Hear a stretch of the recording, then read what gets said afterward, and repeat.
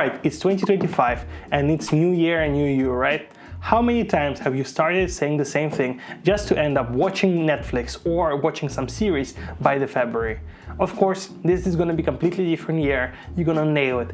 And the reason why, because I'm going to teach you 3 exact ways how you can change your 2025 to be the best year yet, as well as to learn the simple tips and tricks that can you use right now in order to improve your life. If you're ready to stop winging it and start winning, stick around. Let's make 2025 the best year yet. Hi, we haven't met before. My name is Klim, and on this channel I talk about productivity, economics, making your business better and making your life more productive. I share evidence-based approaches to make your life much better and your business to thrive. Let me tell you a story that I was super lazy to go to the gym a couple of years ago, and I really hated it. The first thing that always came in mind when I thought about going to the gym is that I don't have enough time. What always ended up happening is me actually procrastinating, not doing the right thing, not doing anything productive, watching Netflix or other series, and not focusing on my health or the gym. Then I simply discovered the 5-minute rule.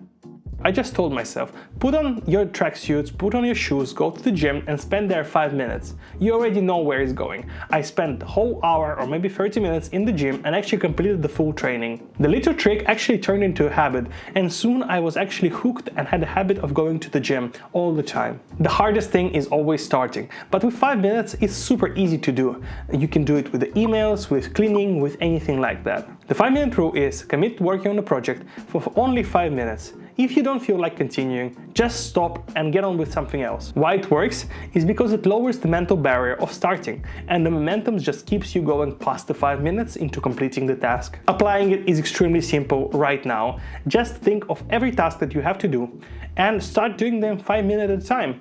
For example, if you actually really hate it and after 5 minutes you can't bear it, maybe reconsider your goals and options. Maybe you don't need to do that. Of course, keep in mind exams and stuff like that is compulsory, so there are some other techniques that you can learn. For example, the next one.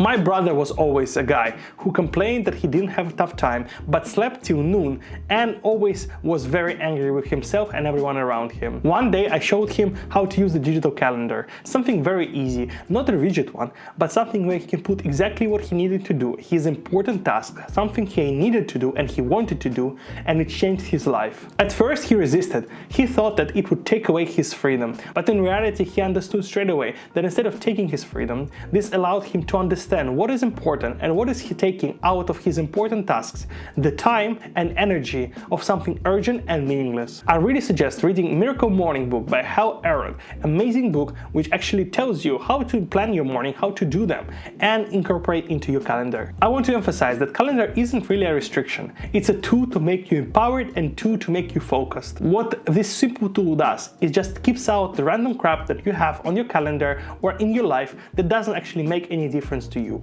Watching Netflix can be one of them. Personal tip to do right now is to block out time, for deep work and for relaxation. Treat these blocks as non-negotiables because otherwise you will burn out and you will not stick to the schedule. I always suggest leaving buffer times of 5 to 15 minutes between each planned session. For example, you have a meeting, don't have anything for 15 minutes because usually rescheduling, being late and just travel always clashes with the calendar, and instead of making a calendar be your enemy, make it your best friend. Last year, a friend of mine decided to write down simple goals for 2024.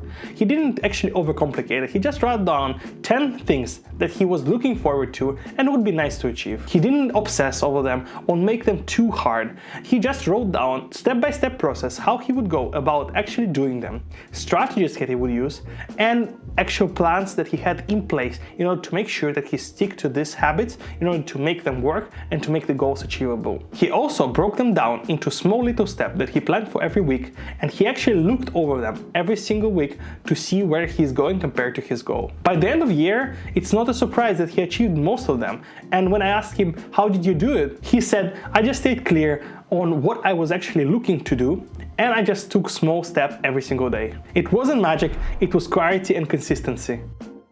Planning really works when you stick to it and be consistent.